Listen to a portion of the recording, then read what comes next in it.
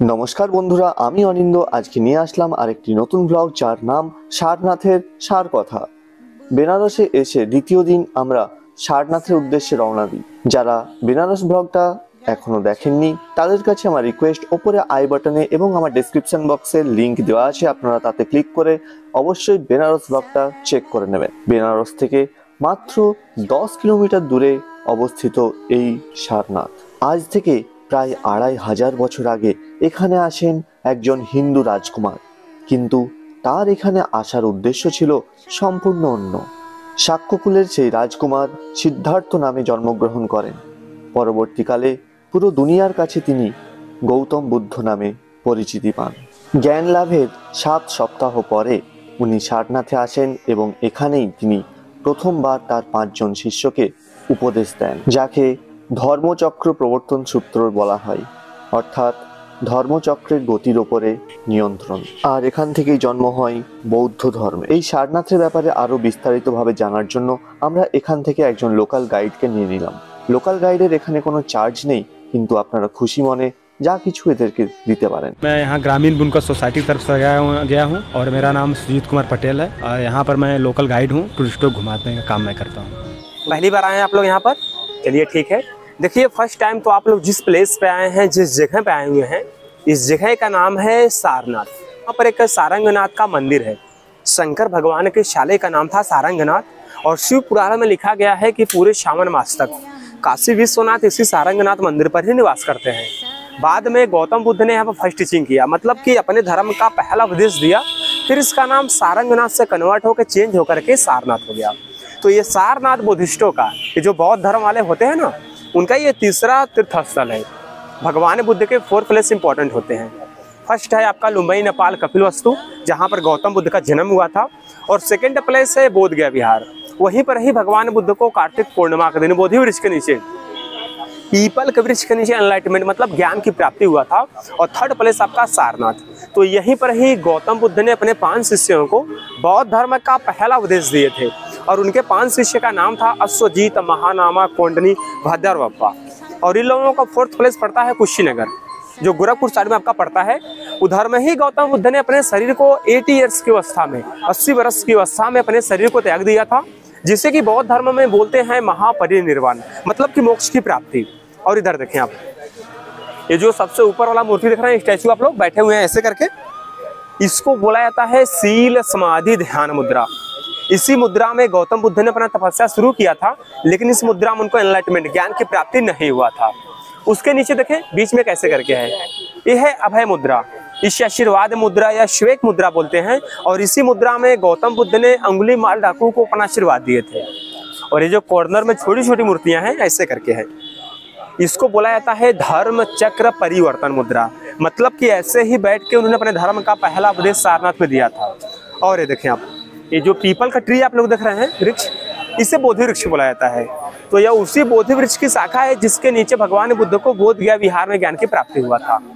तो उसी पेड़ से रीप्लांट करके फर्स्ट टाइम पहली बार सम्राट अशोक के पुत्र पुत्री महेंद्र और संघमित्रा पहले श्रीलंका ले गए थे बौद्ध धर्म के प्रचार के लिए। फिर श्रीलंका से रीप्लांट करके श्रीलंका के वध भिक्षु श्रीमद अनागरिका धर्मपाल, उसको सारनाथ लगाया। ये 3rd जनरेशन उस वृक्ष का है, ठीक है। और थोड़ा सा इधर देखिए आप, जो सामने आप लोग टेम्पल देख रहे हैं मंदिर, ये बुद्ध का मेन टेम्पल है। इसका निर्माण जो कि 1931 में हुआ है, लेकिन फिर भी ये डुप्लीकेट टेम्पल है। जो पहले ओरिजिनल टेम्पल मंदिर था बुद्ध का, ईंटों का ऊंचा सा, ये है सारनाथ का धामेक स्तूप। इसे सम्राट अशोक ने बनवाया है। ये 2300 वर्ष 2300 वर्ष पुरानी है और इसकी हाइट है 104 फीट। ये पूरा सॉलिड है, जैसे शिवलिंग नहीं होता है, सेम उसी तरीके का है। नीचे में कहीं भी विंडो या डोर नहीं है कि उसके अंदर में हम जा सके। पूरा ईंटों से भरा हुआ है।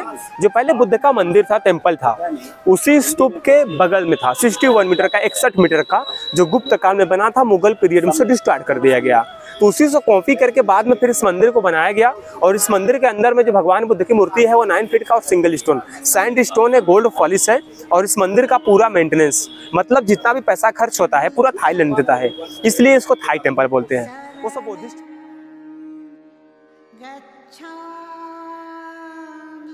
ये जो बड़ी वाली मूर्ति स्टैचू आप देख रहे हैं ना, ये अफगानिस्तान बामियान से कॉपी करके बनाई गई है। जो तालिबानों ने डिस्ट्रॉय कर दिया था, तोड़ दिया था, अफगानिस्तान में एक स्थान था बामियान, जहाँ पर पहाड़ों को काट करके भगवान बुद्ध की बहुत सारी मूर्तियाँ बनाई गई थी। सन 2001 में तालिबानों ने डायनामाइट बम से पूरा डिस्ट्रॉय कर दिया था, उसे तोड़ दिया था। तो उसी से कॉपी करके इसे 16 मार्च 2011 16 मार्च सन 2011 में इसका ओपनिंग किया गया। और इसका ओपनिंग थाईलैंड के एक्स प्राइम मिनिस्टर मतलब कि पूर्व प्रधानमंत्री ने किया है। और इसको बनवाए हैं महाराष्ट्र के भंते शासन रश्मि। मूर्ति की हाइट है 80 फीट 9 इंच, 80 फीट 9 इंच और 257 मतलब कि पत्थरों से जोड़ जोड़ के इसको बनाया गया है। इसे लोटस बुद्धा बोलते हैं। देखिए कमल के ऊपर ये बना है और ये मूर्ति त्रिपाठी उन्होंने किया है। और ये मिर्जापुर चुनार के सैंड रेड मतलब कि लाल पत्थर से बना है। और इसको बनने में टोटल आपका 5 ईयर्स 5 साल लगा है।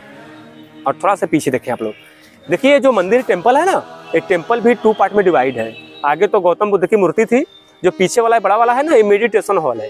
ये जो बाहर से बुद्धिस्ट लोग आते हैं, इसके अंदर में जाके अपना ध्यान करते हैं लोग। स्टैचू है ना, इस स्टैचू के नीचे में जो भगवान बुद्ध के 4 प्लेस 4 जगह में शुरू में इंपॉर्टेंट बताया था, लुम्बई नेपाल, बोध गया, सारनाथ, कुशीनगर, वो चारों जगह का रेप्लिका बनाया गया है, मतलब उसका सेम डुप्लीकेट। जैसे सामने देखिए येलो वाली मूर्ति वो बैठे हुए हैं ना, उसके पीछे में देखिए स्तूप का स्ट्रक्चर बनाया गया है, जो मैंने ईंटों वाला दिखाया था ना, सेम ऐसे ही है। और इधर में देखिए स्लीपिंग बुद्धा, सोए हुए बुद्ध है। और दीवार में कुशीनगर का स्तूप है, सोते वक्त ही गौतम बुद्ध ने अपने शरीर को त्यागा था कुशीनगर में। और पीछे में है चाइल्ड बुद्धा, इनके बचपन का। जब गौतम बुद्ध का जन्म हुआ था तो जन्म लेते ही वो उत्तर दिशा में 7 स्टेप 7 कदम चले थे। और जहाँ जहाँ पर अपना पैर पाँव रखे थे वहाँ पर जमीन से कमल उगा था, मतलब कि जन्म लेते ही वो 7 स्टेप कमल के फूल पर चले। इसलिए गौतम बुद्ध को हिंदू धर्म में विष्णु भगवान का नवा अवतार मानते हैं। और कहीं भी भगवान बुद्ध की मूर्ति स्टैचू आप देखेंगे सब लोटस कमल के ऊपर ही बनाए जाते हैं। और उस साइड में है बोध गया बिहार का मेन टेम्पल का रेप्लिका। जैसे यहाँ पर 80 फीट 9 इंच की मूर्ति है आशीर्वाद मुद्रा में, तो बोध गया बिहार में 82 फीट की मूर्ति है बैठे हुए ध्यान मुद्रा में। और ये सामने आप लोग देखिए कार्विंग किया गया है फूल जैसा। ये डिजाइनिंग है ना, ये जो गांव में लोग वीविंग करते हैं, बनारस की साड़ियाँ बहुत ही फेमस होती हैं। जो प्योर सिल्क की साड़ी या सूट होता है ना, उसी का है। तो जैसे सारनाथ एक ग्राम पंचायत एरिया में आता है, ये बगल में गाँव है। यहाँ पर गवर्नमेंट ने जो बुनकर लोगों को मशीनें डोनेट करवाया है। और सिल्क बोर्ड उनको सिल्क रेशम देती है, जिससे लोग साड़ी सूट हैंडीक्राफ्ट बनाते हैं। और बनाने के बाद सामने कोऑपरेटिव है, यहीं पर जमा कर देते हैं और यहाँ पर बनाते हैं। और यहीं से पूरे वाराणसी मार्केट और बड़े बड़े शहर में सेलिंग किया जाता है। जैसे हर जगह पर टैक्स वैट GST कमीशन होता है, वो सब चीज़ें यहाँ पर नहीं होती हैं। कैसे लोग बनाते हैं प्रचार के लिए दिखाया जाता है, यहाँ लेना कोई ज़रूरी नहीं है। कैसे लोग बनाते हैं वो दिखाते हैं। तो टाइम होगा लास्ट में तो 2 मिनट्स लगेगा, ठीक है।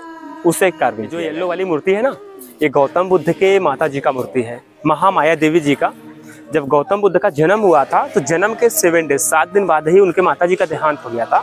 तो उनका पालन पोषण उनकी मौसी प्रजापति गौतमी ने किया था। इसलिए उनका जो नाम है गौतम बुद्ध गौतम, वो मौसी के नाम से एक है। और ये उनकी माताजी की मूर्ति है महामाया देवी जी का। जो हमारा राष्ट्रीय प्रतीक है वो सारनाथ के अशोक स्तंभ से लिया गया है।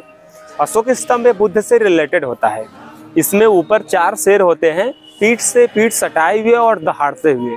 और बीच में 4 एनिमल्स होता है। 4 एनिमल्स में लॉयन है, हॉर्स है, बुल है, एलिफेंट है। और नीचे देखिए इनवर्टस लोटस, उल्टा कमल। कमल ऐसे होता है ना, कमल ऐसे उल्टा है। ये जो उल्टा कमल है भगवान बुद्ध के निर्वाण का प्रतीक है, क्योंकि उनका जब जन्म हुआ था तो कमल खिला था और उस पर उन्होंने 7 स्टेप 7 कदम चला था। जब उन्होंने अपने शरीर को त्यागा तो कमल उल्टा हो गया। और 4 एनिमल्स में लॉयन शेर भगवान बुद्ध जो कि क्षत्रिय कुल और शाक्य वंश के थे, उसका प्रतीक है। बगल में है हॉर्स घोड़ा। उन्होंने अपना गृह त्याग हॉर्स घोड़े से किया था, जिसे कि बौद्धिज्म में बोलते हैं महाभिनिष्क्रमण। बगल में बुल है सांड, वो गौतम बुद्ध का राशि वृषभ था। और इस तरफ है एलिफेंट हाथी। गौतम बुद्ध की माता जी हमेशा स्वप्न देखती थी एक व्हाइट हाथी 4 दांतों वाली, कमल का फूल लिए उनको 7 बार राउंड करती थी और राउंड करने के बाद उन्हें घर में प्रवेश कर जाती थी। और ये बीच में देखिए अशोक चक्र है, जो हमारे नेशनल फ्लैग तिरंगे के बीच में अशोक चक्र का सिंबल है। उसका चिन्ह सारनाथ से 22 जुलाई 1947 को तिरंगे फ्लैग के बीच में बनाया गया था। उसके पहले फ्लैग के बीच में गांधी जी का चरखा था। चरखा एक साइड से सीधा दिखता था, एक साइड से उल्टा दिखता था, इसलिए चरखा को हटा के चक्र को लिया गया। अशोक स्तंभ को आप किसी भी एंगल से देखेंगे, किसी भी दिशा से 3 ही लाइन से दिखता है, लेकिन जो नीचे का एनिमल्स आता है वो चेंज हो जाता है। जैसे आप इधर से देखेंगे 3 लाइन्स, एलिफेंट, लॉयन। ठीक, थोड़ा इधर आ जाइए। अभी आप इधर से देखिए, इधर से भी 3 ही लाइन्स है, लेकिन यहाँ पे क्या हो गया, लॉयन और हॉर्स हो गया। इधर जाएंगे तो हॉर्स, बुल, बुल, एलिफेंट। ये टोटल 4 होते हैं। ये 4 में से जो हमारे करेंसी नोटों पर है ना, वो सिर्फ एक ही तरफ वाला अपनाया गया है। जो हमारे करेंसी में है हॉर्स और बुल का लिया गया है। देखिए जो ग्रीन है, रेड है, व्हाइट है, ये सिल्क रेशम का धागा है। और जो येलो कलर का है वो चांदी का तार है, ऊपर से दोनों को पॉलिश किया गया है।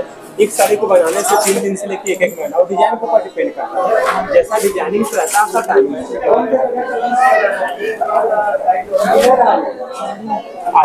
अगर देखना है तो इधर में बैठ के देख सकते हैं आप लोग।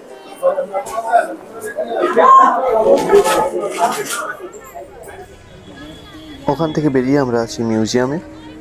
এটাই হলো সারনাথের মিউজিয়াম, এবং মিউজিয়াম দেখে তারপরে আমরা দেখি অশোকান পিলার এবং সারনাথের ধ্বংসাবশেষ, যেগুলো হাজার হাজার বছর আগে তৈরি হয়েছিল। তো এই ছিল আজকে সারনাথ ব্লগ। আপনাদের ব্লগটি কেমন লাগলো অবশ্যই কমেন্ট বক্সে কমেন্ট করে জানাবেন। ভালো লাগলে লাইক এবং শেয়ার করবেন, আর চ্যানেলে নতুন হলে সাবস্ক্রাইব করে নোটিফিকেশন বেল অবশ্যই অন করে দেবেন। দেখা হবে পরের ভিডিওয়। বাই।